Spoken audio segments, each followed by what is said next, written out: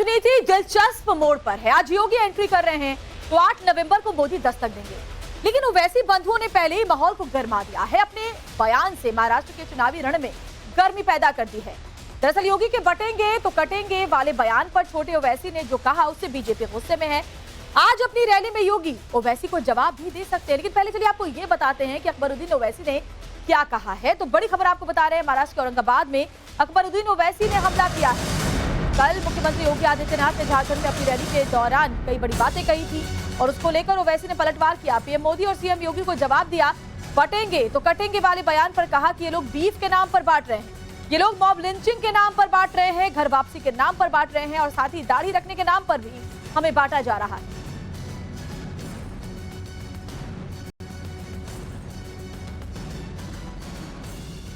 तो योगी आदित्यनाथ ने अपनी तकरीर में कहा कि बटोगे तो कटोगे। लोग काफी एतराज कर रहे हैं उस बात पर, मगर मैं ये कहूंगा बीफ के नाम पर, मॉब लिंचिंग के नाम पर, घर वापसी के नाम पर, सर पे टोपी पहनने के नाम पर, दाढ़ी पालने के नाम पर जो तुम काट रहे हो, क्या ये तुम्हारी नफरत हिंदुस्तान के सबसे बड़ी अक़लियत से, क्या ये मुल्क को कमजोर नहीं कर रही है? इसका जवाब दो मुझे। अगर हिंदू और मुसलमान को तुम लड़ाओगे, हिंदू और मुसलमानों को नफरत कराओगे, तो क्या यह मुल्क को कमजोर करने के बराबर नहीं है? जिस बयान का जिक्र अकबरुद्दीन ओवैसी कर रहे हैं, चलिए मैं आपको वो बयान भी सुनवाते हैं। दरअसल कल झारखंड की रैली में योगी ने कहा था कि जब जब हिंदू बटे हैं तो निर्ममता से कटे। जिस प्रकार की घुसपैठ इन लोगों ने रोहिंग्या का झारखंड के अंदर कराना प्रारंभ किया है, अगर डेमोग्राफी चेंज इसी प्रकार की होगी, आज ये लोग यात्रा रोक रहे हैं। बहनों और भाइयों, आने वाले समय में घरों के अंदर घंटी और शंख भी नहीं बजाने देंगे और इसलिए आवश्यकता है, आपसे कहने के लिए आए हैं, भाजपा को लाइए, एक रहिए और नेक रहिए। मैं तो बार बार कहता हूं, देश का इतिहास गवाह है, इस देश का इतिहास गवाह है, जब भी जाति के नाम पर, क्षेत्र के नाम पर, भाषा के नाम पर बंटे हैं तो निर्ममता से कटे भी हैं। हम बार बार इस बात को कहते हैं, जाति के नाम पर मत बंटिए। ये बांटने वाले लोग देश के साथ धोखा दे रहे हैं। औरंगाबाद की रैली में अकबरुद्दीन ओवैसी ने अपने भाषण में एक बार फिर 15 मिनट का जिक्र कर दिया। आपको याद होगा, कैंपेनिंग टाइम का जिक्र करते हुए उन्होंने ये बात कही, लेकिन इस बार कोई विवाद खड़ा ना हो, इससे बचते हुए जूनियर ओवैसी ने 15 मिनट का जिक्र इस बार किस अंदाज में किया, वो भी आपको सुनवा देते हैं। 9:45 कैंपेनिंग का टाइम 10 बजे, अभी 15 मिनट बाकी है।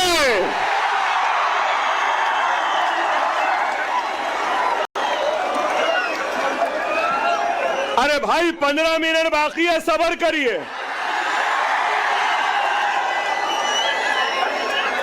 ना वो मेरा पीछा छोड़ती है, ना मैं उसका पीछा छोड़ सकता। चल रही है, मगर क्या गूंज है। तो समझना मुश्किल नहीं है छोटे ओवैसी ने 15 मिनट का जिक्र क्यों किया। दरअसल 15 मिनट का वाला भाषण 2012 में तब सुर्खियों में आया था, जब उन्होंने पुलिस हटाने की बात करते हुए 15 मिनट का डर दिखाने की कोशिश की थी। और अब महाराष्ट्र चुनाव में एक बार फिर से 15 मिनट का जिक्र सामने आया। आपको उनका 2012 का वो पुराना बयान भी सुनवा देते हैं। हिंदुस्तान हम 25 कौड़ है ना, तुम 100 कौड़ है ना, ठीक है, तुम तो हमारे से इतने ज्यादा है। 15 मिनट के लिए पुलिस को हटा लो, बता लेंगे किसमें हिम्मत है, कौन ताकतवर है। महाराष्ट्र सरकार गठन को लेकर अकबरुद्दीन ओवैसी ने एक बड़ा दावा किया कि एमआईएम के 10 एमएलए आए तो बनेंगे किंग मेकर, हमारी मर्जी के बिना कोई तख्त पर नहीं बैठ पाएगा, ये भी कहा। अकबरुद्दीन ओवैसी ये बात तब कह रहे हैं जब महाराष्ट्र में एआईएमआईएम 16 सीटों पर चुनाव लड़ रही है। असदुद्दीन ओवैसी और अकबरुद्दीन ओवैसी दोनों भाई इन दिनों महाराष्ट्र की इन 16 सीटों पर फतह करने के लिए जोर आजमाइश में जुटे हुए हैं और इस बार का दावा किया कि इस बार किंग मेकर तो एआईएमआईएम होगा। मेरी बात को सुन लो, महाराष्ट्र की तारीख में ऐसा सुनहरा वक्त नहीं आया जो अब है। अगर हम मुनज़्ज़म, हम मुत्तहिद, हम एक, और अगर हमारे 10 एमएलए आ जाएंगे, ना ठाकरे, ना शिंदे, ना गांधी, ना पवार, हमारी मर्जी, हमारी इजाजत के बगैर कोई भी तख्त पे नहीं बैठ सकता।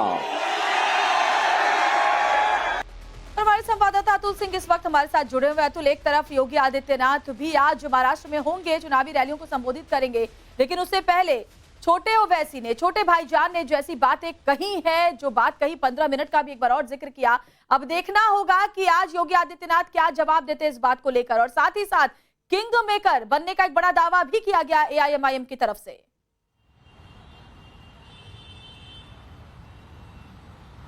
जी देखिए, अब तो चुनाव प्रचार की शुरुआत हो चुकी है और जैसे जैसे चुनाव प्रचार की सरगर्मी बढ़ेगी, तापमान इसी तरीके से बढ़ेगा, बयानबाजी भी इसी तरीके से होगी और उसकी जो एक ट्रेलर है जिसकी शुरुआत अभी आपने दिखाया, अकबरुद्दीन ओवैसी, ये छोटे भाई हैं जो 15 मिनट के जो 2012 में इनका दिया हुआ बयान था उसके नाम से वो काफी ज्यादा फेमस हुए और उसी का उन्होंने कल रात को भी एक ट्रेलर दिखाया है और अभी बड़े भाई आने बाकी हैं, उनके भी करीबन 4 से 5 रैलियां महाराष्ट्र में होने वाली हैं। तो ऐसे में जब जब ये दोनों भाई आएंगे तो उसकी वजह से जिस तरीके के ये लोग हमेशा से भाषण देते रहे हैं वो माहौल कितना गर्म कर देगा वो अभी आपने दिखाया। वहीं दूसरी तरफ आज काउंटर करने के लिए योगी आदित्यनाथ भी महाराष्ट्र के दौरे पर है। 3 बड़ी रैलियां यहाँ पर उनकी आयोजित हो रही हैं आज के दिन और उसके बाद आगे भी उनके शेड्यूल इसी तरीके से होंगे क्योंकि 15 से 20 रैलियां जो बीजेपी के सूत्र हैं वो बता रहे हैं महाराष्ट्र में योगी आदित्यनाथ के होंगे। तो हो सकता है जो अकबरुद्दीन ओवैसी ने योगी आदित्यनाथ को लेकर जो है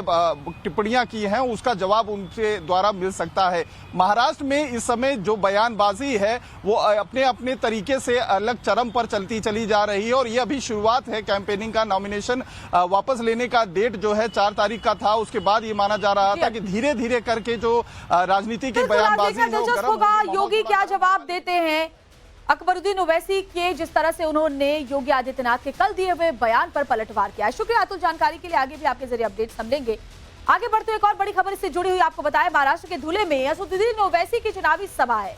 ओवैसी ने बीजेपी पर निशाना साधा और कहा कि बीजेपी यूनिफॉर्म सिविल कोड का डर दिखा रही है। बीजेपी के पास महाराष्ट्र के लिए कोई प्लान नहीं है। ओवैसी ये भी कह रहे हैं धुले में रैली के दौरान बीजेपी पर पहले छोटे भाई ने और उसके बाद देखिए बड़े भाई ने कैसे निशाना साधा और कहा कि यूनिफॉर्म सिविल कोड को लेकर के बीजेपी डराने का काम कर रही है।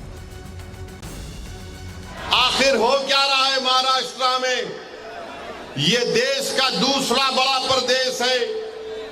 यहां पर किसानों का हाल ये करके रख दिया कि आज किसान के बेटे की शादी नहीं हो पा रही है महाराष्ट्र में, और अगर वो किसान मराठा रहे तो उसको और परेशानी हो रही है। इसीलिए मराठा लड़ रहा है आरक्षण के लिए।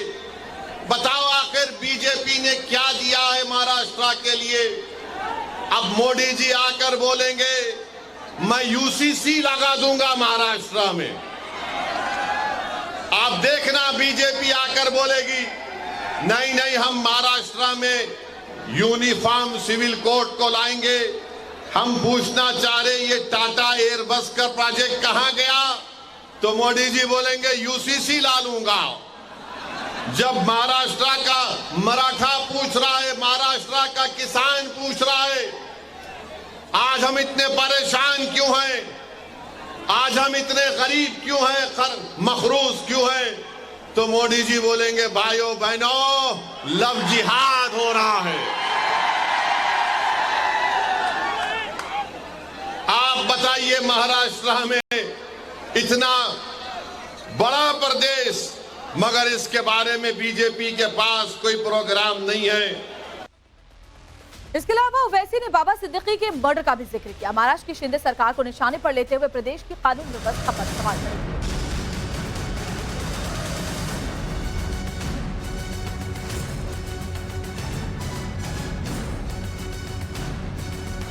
किए। महाराष्ट्र में बाबा सिद्दीकी का कत्ल कर दिया गया, गोली मारकर मुंबई में बाबा सिद्दीकी को गोली मार दी गई। क्या हो रहा है महाराष्ट्र में कि 3 बार का एमएलए बाबा सिद्दीकी उसको गोलियां मार देते हैं, 6-6 गोलियां मारते हैं। बताओ नरेंद्र मोदी, बताओ अमित शाह, बताओ शिंदे, बताओ फडणवीस, कैसे बाबा सिद्दीकी की मौत हो गई? अरे बताओ अजीत पवार, वो तो तुम्हारी पार्टी का था, तुम अपनी पार्टी के आदमी को नहीं बचा सकोगे तो तुम अपने आप को कैसे बचाओगे? नहीं, हम इतने दिन में पकड़ के दिखाएंगे।